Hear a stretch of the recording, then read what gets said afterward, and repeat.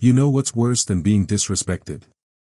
Being so predictable that people know they can disrespect you, and you'll do nothing about it. Let me tell you about a moment that changed everything. Florence, 1502. A young diplomat named Niccolò Machiavelli watched as a kind, generous ruler, man loved by everyone, was betrayed by his own council, thrown out of power, and left with nothing. The ruler had been merciful, understanding. He'd given second chances, third chances, endless chances. And that mercy? It destroyed him. Because Machiavelli realized something that day that would shake the foundations of power forever: people don't respect what they can't lose. There's a moment in every relationship, friendship, workplace, even family, where someone tests you. They cross a line. They disrespect you. And what you do in that one moment determines how they'll treat you for the rest of your life. Most people fail this test. And they fail it the same way, every single time. They smile it off. They say, it's okay. They give second chances, third chances, 10th chances. And you know what happens? The disrespect gets worse. Because you've taught them that your boundaries are just suggestions. Your time, optional. Your feelings, negotiable. Your respect, something they can take or leave depending on their mood. Maybe it's your coworker who always takes credit for your ideas. Maybe it's that friend who only calls when they need something. Maybe it's a family member who treats you like an emotional punching bag, because they know you'll understand. And the crazy part? You keep showing up. You keep being nice. You keep hoping things will change. But here's what Machiavelli discovered in the blood-soaked courts of Renaissance Italy: a truth so dark, so uncomfortable, that it's been whispered about for 500 years. Respect isn't earned through kindness. It's earned through consequence. And there's one move, one single, decisive action, that flips the entire script. Do it just once, and people don't just start respecting you, they fear the thought of losing your respect. And that changes everything. Today, I'm going to show you exactly what that move is.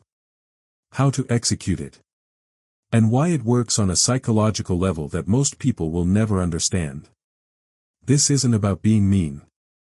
This isn't about revenge. This is about reclaiming your power using one of the oldest psychological principles in human history, the principle that built empires, toppled kingdoms, and still controls every human interaction you have today. And if you're ready to stop being taken for granted, if you're ready to command the respect you deserve, then you're in the right place. Because this is Deep Psyche Coded, where we decode the dark psychology that runs the world, so you can master it instead of being controlled by it. Hit that subscribe button right now, because what I'm about to share goes against everything you've been taught about being a good person. But if you stick with me for the next 25 minutes, you'll never look at human relationships the same way again. Let's begin. There's the lie you've been sold your entire life. Be kind. Be understanding.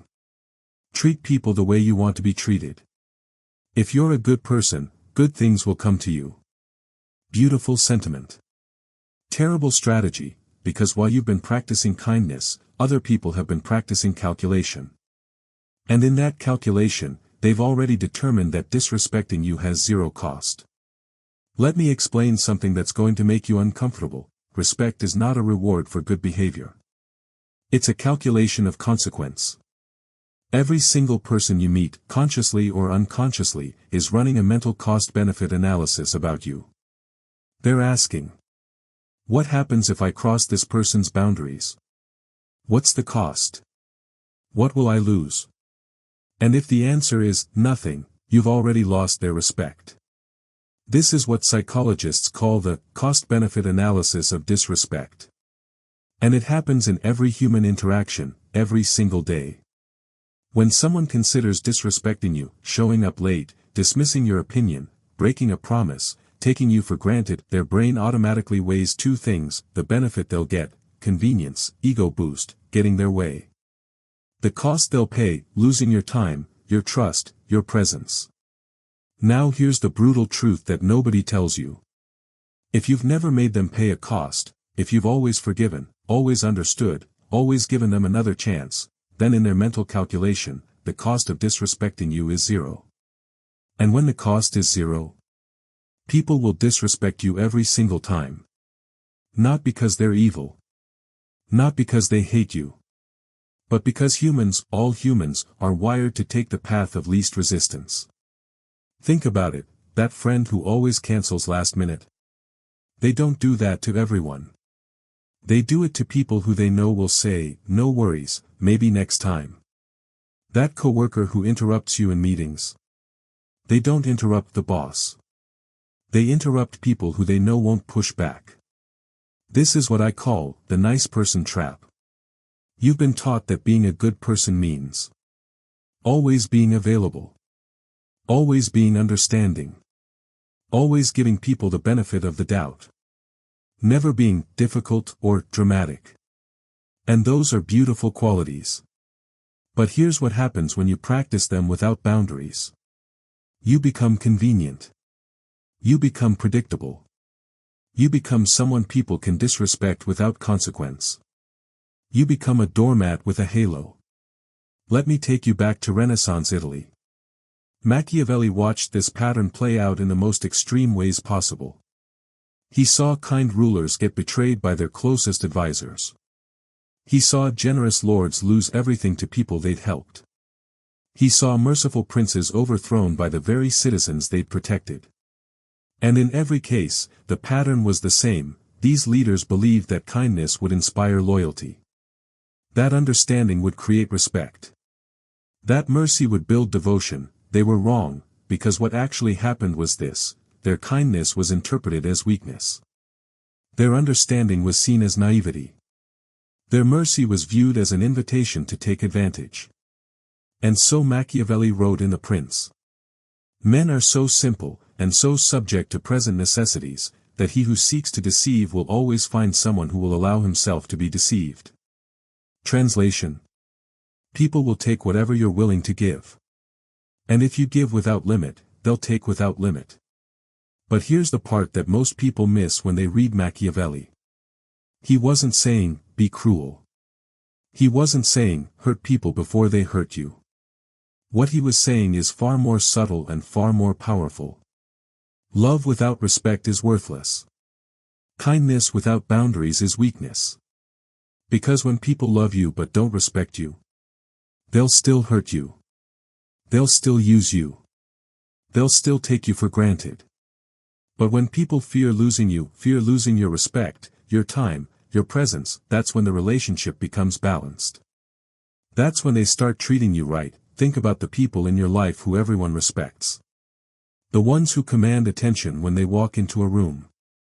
The ones whose time people actually value. They're not the nicest people. They're not always available. They don't say yes to everything. They have boundaries. They say no. They walk away from disrespect. And people value them more because of it. Meanwhile, the nice person, the one who's always there, always understanding, always available, is often the most taken for granted. Why? Because there's no fear of loss. There's no consequence. There's no cost. And that's exactly what we're going to change. Right now. Before I show you the move that changes everything, you need to understand the psychology behind why you've been stuck in this pattern. Because this isn't your fault. You've been conditioned, systematically programmed, to accept disrespect as the price of being a good person. Let me introduce you to 3 psychological traps that have been controlling your behavior without you even realizing it. Trap number 1, the sunk cost fallacy. This is the psychological principle that makes you think, I've invested so much time and energy into this person/relationship. I can't walk away now. You've been friends for 5 years. You've been patient for 5 months. You've forgiven them 5 times. And so you think, just one more chance. Surely this time they'll change. But here's what you're missing: your past investment is irrelevant. The only thing that matters is, are they respecting you now? Every day you stay with someone who disrespects you is another day of your life wasted. The investment isn't a reason to stay. It's a reason to protect yourself from losing more. Trap number 2, the fear of loneliness. This one's deep. You tolerate disrespect because you're afraid of what happens if you enforce boundaries. What if they leave? What if no one else wants to be around me? What if I end up alone? So you accept the breadcrumbs. You tolerate the disrespect. You convince yourself that something is better than nothing. But here's the truth that will set you free: being alone is better than being disrespected. Because when you're alone, you still have your dignity, your self-respect, your peace of mind. But when you're with people who disrespect you, you lose all three. And you lose yourself in the process. Trap number 3, the savior complex. This is the belief that you can fix them. That if you just love them enough, understand them enough, forgive them enough, they'll finally change. They're going through a hard time. They're stressed. They don't mean it. And maybe that's true. Maybe they are going through something. But here's what Machiavelli understood that you don't: people don't change because you understand them. They change when there are consequences for not changing. Your understanding gives them permission to stay the same. Your forgiveness tells them that disrespecting you is acceptable. You're not helping them. You're enabling them. And you're destroying yourself in the process. Now let me show you the psychological principle that makes the move I'm about to teach you so devastatingly effective. It's called loss aversion. Here's what decades of research have shown: humans hate losing things more than they enjoy gaining things. In fact, the pain of loss is approximately twice as powerful as the pleasure of gain. This is why casinos make billions. This is why breakups hurt even when the relationship was terrible. This is why people hold on to toxic friendships. We're wired to avoid loss at almost any cost. So when you've always been available, always understanding, always forgiving, your presence becomes normalized. It becomes expected. It becomes background noise. But when you suddenly withdraw, when you remove your presence, your energy, your availability, that absence is felt. It's painful. It creates a void. And in that void, people suddenly realize what they had. What they took for granted. What they might have just lost forever. This is why the move I'm about to teach you works on such a primal level. Because it doesn't appeal to logic or reasoning. It taps directly into the most powerful motivator in human psychology, the fear of loss. Let me give you a historical example that perfectly demonstrates this principle. Cesare Borgia, the man who inspired much of Machiavelli's The Prince, was conquering city after city in Italy. And he was actually diplomatic about it. He'd make deals, show mercy, try to win people over through kindness. But there was one governor, Ramiro de Lorqua, who kept undermining him. Stealing from the treasury. Disrespecting his authority. Thinking Borgia was too soft to do anything about it. For months, Borgia said nothing. He watched. He waited. He let Ramiro think he was safe. Then one December morning in 1502, the people of Cesena woke up to find Ramiro's body in the town square, cut in half, with a bloody knife beside it. Extreme. Yes. Brutal. Absolutely. But here's what happened next: every other governor in Italy fell in line. No more theft. No more disrespect. No more games. Because Borgia did something once, just once, that made everyone understand: there are consequences. And I will not hesitate to enforce them.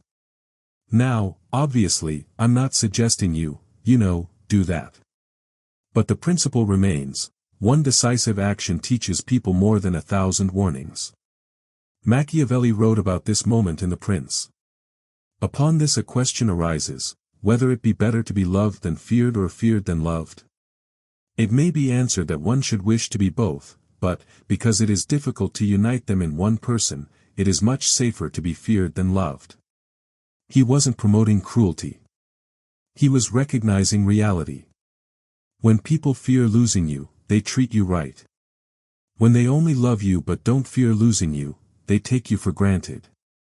And that's exactly what we're going to fix. Right now. Alright. Now we get to the heart of it. The one move that changes everything. The move that makes people fear losing your respect. The move that flips the entire power dynamic in your favor. It's called the strategic withdrawal, and here's how it works. When someone disrespects you, and I mean really crosses a line, you don't argue. You don't explain. You don't give them a speech about boundaries. You simply withdraw. You remove your presence, your energy, your availability. Completely. Immediately. Without warning. And here's the key, you do it once. You do it decisively. And you do it in a way that makes them feel the loss. Now, before I break down exactly how to execute this, let me tell you what this is not. This is not ghosting someone over a minor disagreement.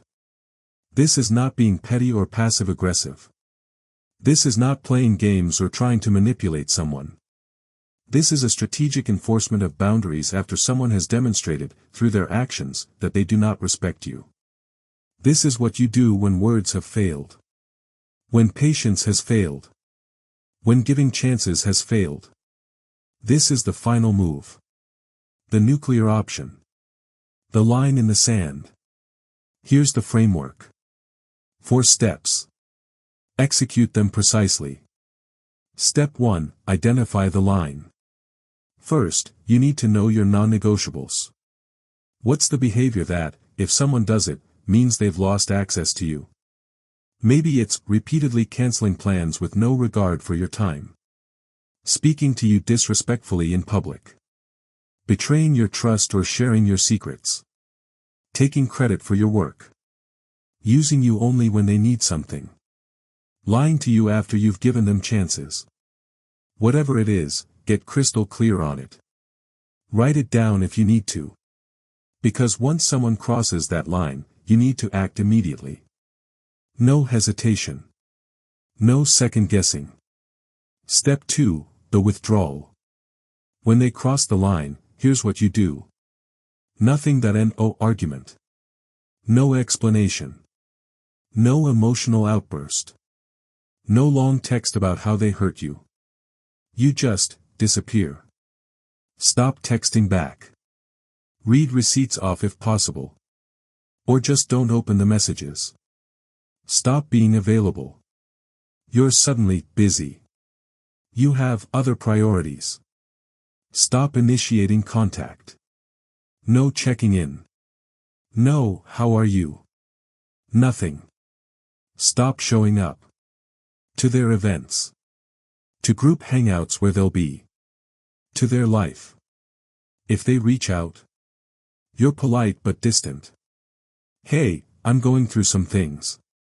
Need some space. Talk later. That's it. No elaboration. No explanation. And here's the most important part, don't tell them why. This is where most people mess it up. They withdraw for a day or two, then send a long paragraph. Hey, I've been distant because you did XYZ and it hurt me and I just need you to understand. Stop, the moment you explain, you lose the power. Because now you're asking for respect. You're teaching them where the boundaries are. But respect isn't taught through words. It's taught through consequences. Let your absence do the talking. Let them figure it out. Let them sit with the confusion. Let them feel the loss. Let them wonder what they did wrong. Step 3, the silence. This is the hardest part. Maintaining the silence. They'll probably reach out. Maybe once. Maybe multiple times. Hey, are you okay? Did I do something wrong? Why are you being like this? And your instinct, especially if you're a kind person, will be to explain. To teach them. To give them closure. To help them understand. Don't stay withdrawn. Let the absence do the teaching. Let them feel the cost of their disrespect. How long? That depends on the severity of what they did. But usually, 2 to 4 weeks minimum. Long enough that they truly feel your absence. Long enough that they understand this isn't a temporary mood. Long enough that they realize they might have lost you permanently. Step 4, the return, maybe. Here's the thing, you might not return. And that's okay. Some people don't deserve a place in your life. Some relationships aren't worth saving. And if someone can go weeks without truly making an effort to fix things, that tells you everything you need to know about how much they actually valued you. But if you decide to re-engage, you do it on your terms. They need to acknowledge what they did, even if you never explained it. They need to show genuine change in their behavior. And you make it clear, silently, through your actions, that this withdrawal can happen again. You give them one more chance. Not 3. Not 5. 1. And if they mess it up again, you're done. Permanently. Now, here's what's going to happen when you actually execute this move. Phase 1, confusion. They'll be genuinely puzzled. Where did they go? Why aren't they responding? Phase 2, concern. Did I do something wrong? Are they okay? Should I reach out? Phase 3, loss. I miss having them around. I didn't realize how much I valued this. Phase 4, change. They come back different. More careful. More respectful. More aware that you're not someone they can take for granted.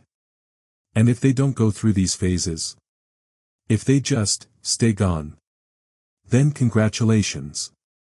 You just saved yourself years of being disrespected. You just freed yourself from someone who never valued you in the first place. Either way, you win. Let me tell you what happens when you master this move. When you actually implement the strategic withdrawal. First, there's the immediate effect on the person who disrespected you. We already covered that. But then something else happens. Something more powerful. Something that changes your entire social dynamic. Word spreads, people notice when you go cold on someone.